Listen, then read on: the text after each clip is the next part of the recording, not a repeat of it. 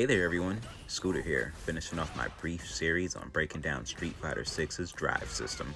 Previously, we looked at drive impact and its offensive pressure, followed by drive parry, your advanced defense mechanic.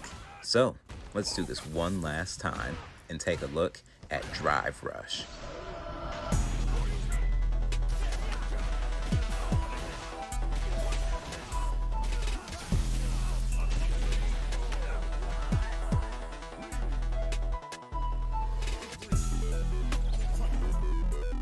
At a glance, drive rush is a forward dash movement that you can blend with attacks. Sounds simple, yeah?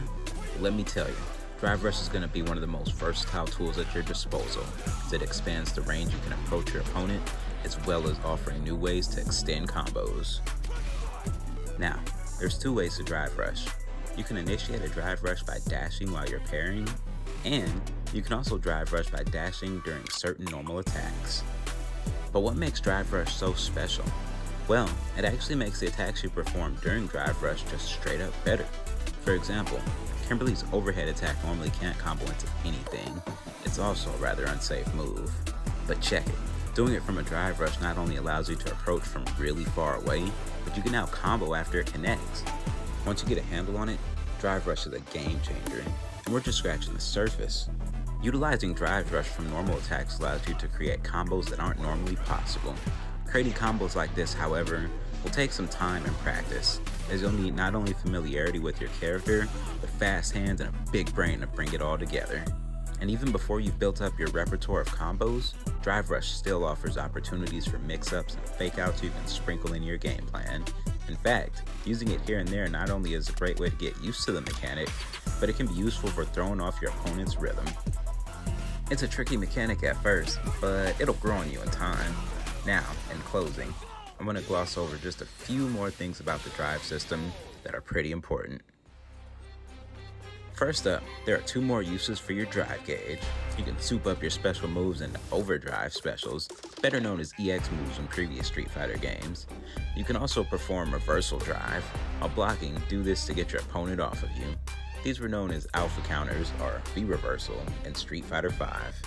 But more on the drive gauge itself. Blocking attacks will chip away at your drive gauge, while being offensive will refill it quicker. It's an incredibly fluid and momentum-based meter. You'll need to be careful and mindful managing it. If you happen to drain your drive gauge fully, you'll enter burnout. When you're burned out, you'll now have no access to your drive gauge until it fully recovers. Being burned out also means you'll now take chip damage until it fully recovers. As if that wasn't bad enough, the corner will now be exceptionally scarier, as blocking a drive impact and hitting the wall will put you into a full stun. Oh, shit! You got knocked the fuck out! Here we go.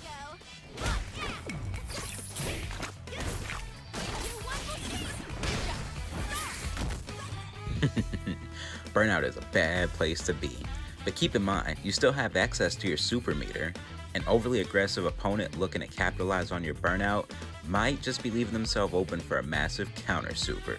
And as the aggressor, that's something you should always be ready for. So it's good to not only think about what you can do, but keep in mind what your opponent's capable of in the moment as well.